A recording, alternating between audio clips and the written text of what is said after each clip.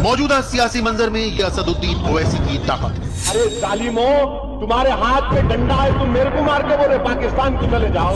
सभाओं में हजारों की भीड़ उनके सामने बेबाक भाषण और समर्थकों की जुबान पर नकीब मिल्लत समुदाय के रहनुमा का खिताब।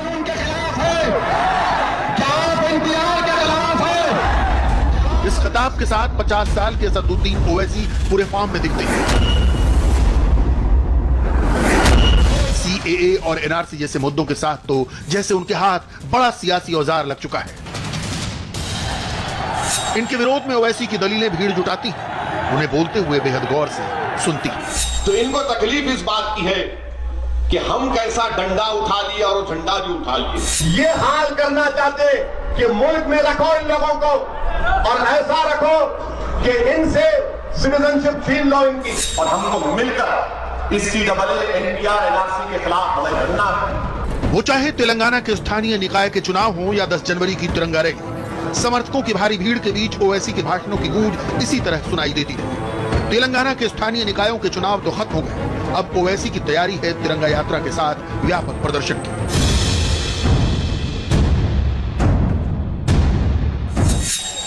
25 जनवरी की रात जब पूरे देश में गणतंत्र दिवस के पारंपरिक जश्न की तैयारियां होंगी, हैदराबाद की चार मीनार पर असदुद्दीन ओवैसी का जश्न कुछ अलहदा होने वाला है।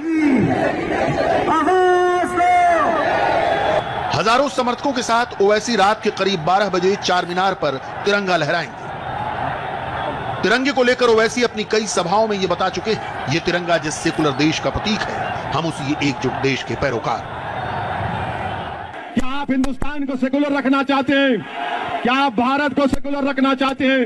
क्या आप भारत के अंबेडकर के संविधान को बचाकर रखना चाहेंगे? हैदराबाद वैसे भी असदुद्दीन ओवैसी का गढ़ है। वो यहाँ के न सिर्फ सांसद हैं, बल्कि इस लोकसभा सीट से आने वाली 7 विधानसभा सीटों से उनकी पार्टी AIMIM के विधायक हैं। यूं कहें कि हैदराबाद के जर्रे जर्रे पर ओवैसी की तूती बोलती है, लेकिन आज की ओवैसी का कद सिर्फ हैदराबाद तक महदूद नहीं है। हम बोल लेंगे और बगैर खौफ के बोलेंगे, इखलास के साथ बोलेंगे। 540 का ऐवान है और सबको इंतजार होता है कि हैदराबाद का ये शख्स क्या कहेगा। संसद की बहसों में उनकी आवाज पुख्ता तर्कों और जोरदार दलीलों के साथ गूंजती सुनाई देती है। उसको 1 साल की सजा और मुसलमान को 3 साल की सजा। हम मुसलमानों का गुनाह क्या है?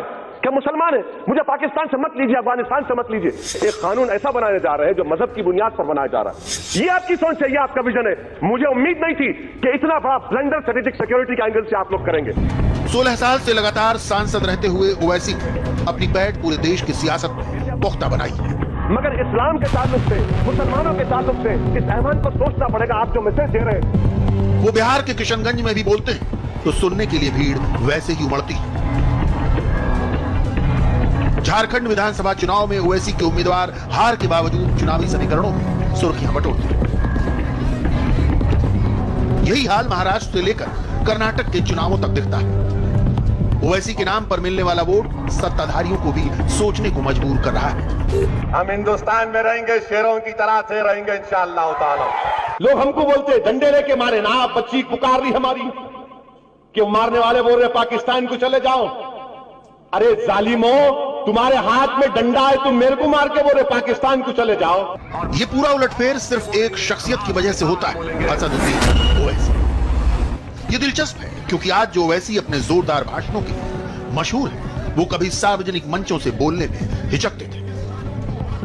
1994 में पहली बार विधायक बने 25 साल के असदुद्दीन ओवैसी को देखिए। Sir, in 1989, sir, he wrote Congress back to power in the state. विधानसभा में किस तरह आहिस्ता आहिस्ता पर्चा पढ़ते हुए बोल रहे हैं। ऐसा नहीं है कि उन्हें पढ़ने और बोलने में दिक्कत हो रही है, which was very much successful in the coastal district. बल्कि तब तक लंदन के लिंकन्स इन जैसे मशहूर कॉलेज से बैरिस्टर की डिग्री ले चुके थे। हैदराबाद के मशहूर राजनीतिक परिवार के वारिस तो थे ही, अपने कॉलेज के दिनों में चर्चित क्रिकेटर भी रह चुके थे। लेकिन विधानसभा में सवाल पूछना तो दूर, उन्हें लिखा हुआ भाषण पढ़ने में भी जैसे दिक्कत हो रही थी। वही ओवैसी आज देश के सबसे प्रखर वक्ता कैसे बन गए? क्रिकेट और वकालत में अपना संभावित करियर छोड़कर आखिर राजनीति में कैसे आ गए? यह किस्सा बेहद दिलचस्प है। ओवैसी परिवार का सियासी रसूख दशकों पुराना है। इस तरह आप कह सकते हैं कि मौजूदा सियासत असदुद्दीन ओवैसी को विरासत में मिली। तो क्या असदुद्दीन ओवैसी शुरुआत से ही इस विरासत को संभालने के लिए तैयार थे, या उन्हें पढ़ा लिखाकर तैयार ही पारिवारिक पार्टी को आगे बढ़ाने के लिए किया गया? यह समझना दिलचस्प होगा, क्योंकि 1980 के दशक में जब उनके पिता हैदराबाद की कमान संभाले हुए थे, तब नौजवान ओवैसी क्रिकेट की दुनिया में बतौर तेज गेंदबाज मशहूर हो रहे थे। पाकिस्तान को हम जब में गए तो अब जाएंगे, हम हिंदुस्तान में रहेंगे, शेरों की तरह से रहेंगे इंशाअल्लाह ताला। हम दीवानों को अल्लाह क्या दिया? मुझे किसी कांग्रेस के लीडर ने बोला कि ओवैसी तेरे पास क्या है जो हमारे पास नहीं है, बुलाइए। कांग्रेस वालों, तुम अपने आप को 100 साल की पार्टी बोलते, तुमको पॉलिटिक्स क्या है तुमको नहीं मालूम। मैंने काम किया जरूर, हो सकता है कि मेरी जिंदगी में कामयाबी ना मिले।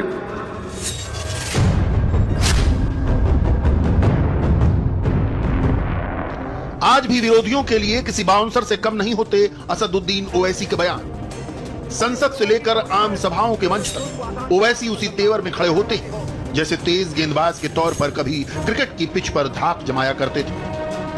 अब तक ओवैसी को उनकी सियासी पारी से पहचानने वाले लोग ये बात कम जानते हो। अपनी जवानी के दिनों में ओवैसी का शौक बस एक था, क्रिकेट और गेंद के साथ जोर आजमाइश। तब हैदराबाद की उस्मानिया यूनिवर्सिटी के निजाम कॉलेज में पढ़ते थे असदुद्दीन ओवैसी।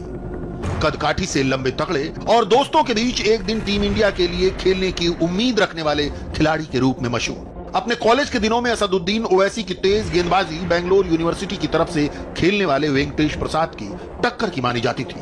वही वेंकटेश प्रसाद जो आगे चलकर टीम इंडिया के लिए धुरंधर तेज गेंदबाज साबित हुए। एक मैच में दोनों का मुकाबला हुआ था। वो मुकाबला था विज्जी ट्रॉफी के, जिसमें अपनी तेज गेंदबाजी की बदौलत Owaisi south zone inter university की अंडर 25 टीम के लिए चुने गए। ओवैसी उस्मानिया यूनिवर्सिटी की टीम में थे तो वेंकटेश प्रसाद बेंगलोर यूनिवर्सिटी की टीम में। उस मैच में ओवैसी ने 6 विकेट लेकर सनसनी मचा दी। तब ओवैसी के सपनों में सियासत की आहट कहीं दूर दूर तक सुनाई नहीं दे रही थी। दादा और पिता हैदराबाद के बड़े धाकड़ राजनेता थे। शहर में परिवार का सियासी रसूख आजादी के बाद से ही था, लेकिन वो किस्सा ओवैसी के मंसूबों से अभी अलग था। विजय ट्रॉफी में शानदार प्रदर्शन के बाद कुछ ऐसा हुआ जो ओवैसी ने कानून की पढ़ाई लंदन जाकर पूरी करने का फैसला किया। ओवैसी को बैरिस्टर बनने का ख्याल ऐतिहासिक वृत्तांतों को पढ़ते हुए परवान चढ़ा। लंदन का लिंकन्स इन वहां के बैरिस्टर चैंबर्स के उन 4 संस्थानों में शामिल है जिसकी एक